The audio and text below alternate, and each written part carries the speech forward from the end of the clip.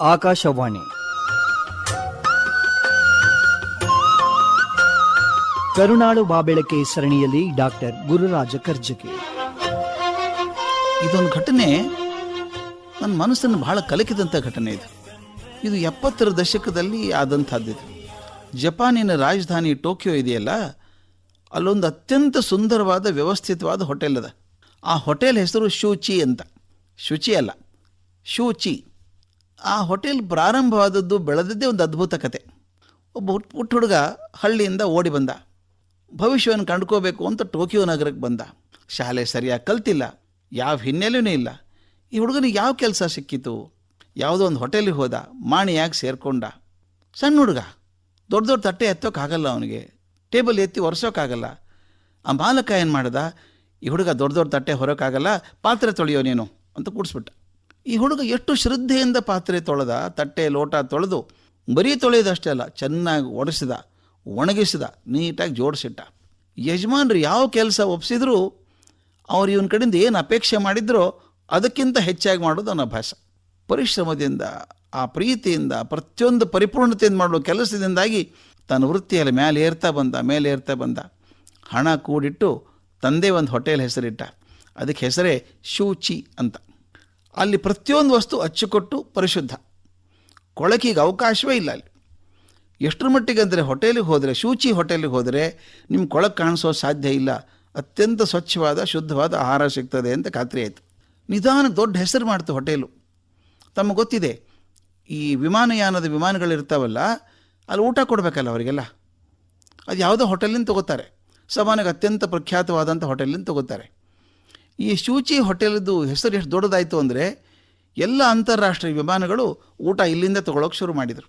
ಅಂದರೆ ಶೂಚಿ ಹೋಟೆಲ್ನ ಊಟ ಅಂದರೆ ಅತ್ಯಂತ ಶ್ರೇಷ್ಠ ಗುಣಮಟ್ಟದ ಊಟ ಅಂತ ಹೆಸರು ಬಂದುಬಿಡ್ತು. ಒಂದು ದಿವಸ ಒಂದು ಅಂತಾರಾಷ್ಟ್ರೀಯ ವಿಮಾನ ಟೋಕಿಯೋದಿಂದ ಮೇಲೆ ಹಾರಿತು. ಒಂದು ಅರ್ಧ ಮುಕ್ಕಾಲು ತಾಸು ಆಗಿರಬೇಕು ಅಥವಾ ಒಂದು ತಾಸು ಆಗಿರಬೇಕು. ತಕ್ಷಣ ಮೇಲೆ ಹೋಗ್ತಿರೋ ವಿಮಾನದಿಂದ ಆ ಟೋಕಿಯೋ ವಿಮಾನ ನಿಲ್ದಾಣಕ್ಕೆ ಒಂದು ತುರ್ತು ಸಂದೇಶ ಬಂತು. ಅನಾಹುತ ಆಗಿದೆ ವಿಮಾನದಲ್ಲಿ. ಊಟ ಕೊಟ್ವಿ ನಾವೆಲ್ಲ ಒಳಗಿದ್ದ ಪ್ರಯಾಣಿಕರಿಗೆ.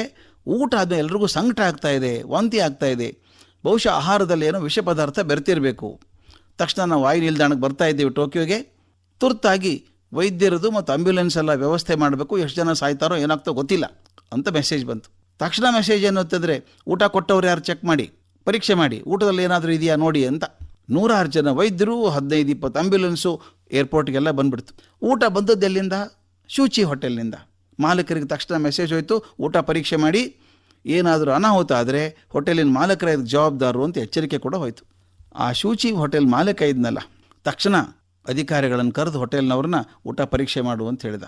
ಪರೀಕ್ಷೆ ಮಾಡೋಕ್ಕೆ ಹೇಳಿ, ಇದನ್ನು ಗಮನಿಸ್ಬೇಕು ಸ್ನೇಹಿತರೆ, ನನಗಂತೂ ಪವಾಡ ಅನಿಸ್ಬಿಡುತ್ತೆ. ತನ್ನ ಕೊಠಡಿಗೆ ಹೋದ, ಕೂತ್ಕೊಂಡೊಂದು ಪತ್ರ ಬರೆದ. ಯಾರಿಗೆ? ಆ ವಾಯುಯಾನದ ಕಂಪನಿ ಪತ್ರ ಬರೆದ. ಅಕಸ್ಮಾತ್ತಾಗಿ ಮೇಲೆ ಹಾರ್ತಿರುವಂಥ ವಿಮಾನದಲ್ಲಿ ಪ್ರಯಾಣಿಕರಿಗೆ ಏನಾದರೂ ತೊಂದರೆ ಆದರೆ ಅದರ ಪೂರ್ತಿ ಜವಾಬ್ದಾರಿ ನಂದೇ. ಅದರಲ್ಲಿ ಯಾರಿಗಾದರೂ ಸಾವಾದರೆ, ನೋವಾದರೆ ಅದನ್ನು ಸರಿಪಡಿಸೋದು ನನ್ನ ಜವಾಬ್ದಾರಿ. ಅದಕ್ಕೆ ಪರಿಹಾರ ಅಂಥೇಳಿ $1,00,000 ಚೆಕ್ಕನ್ನು ಇಟ್ಟಿದ್ದೇನೆ. ವೈದ್ಯರ ಖರ್ಚು, ಆಸ್ಪತ್ರೆ ಖರ್ಚು ಎಲ್ಲೂ ನಂದೇ. ಇಷ್ಟು ಹಣ ಸಾಲದಿದ್ದರೆ ಇರಲಿ ಅಂತ ಹೇಳಿ ಇನ್ನೊಂದು ಖಾಲಿ ಚೆಕ್ಕಿ ಕೂಡ ಸಹಿ ಮಾಡಿಟ್ಟಿದ್ದೇನೆ. ಎಷ್ಟು ಬೇಕಾದರೂ ಖರ್ಚಾಗಲಿ, ನನ್ನ ಹೋಟೆಲ್ ಮಾರಿ ಆದರೂ ಅಡ್ಡಿ ಇಲ್ಲ, ಯಾರಿಗೂ ತೊಂದರೆ ಆಗದಂಗೆ ನೋಡ್ಕೊಳ್ಬೇಕು. ಇದುವರೆಗೂ ನನ್ನ ಜೀವನದಲ್ಲಿ ಯಾವ ತಪ್ಪು ಆಗದ ಹಾಗೆ ಜಾಗರೂಕತೆ ವಹಿಸಿದ್ದೆ ನಾನು.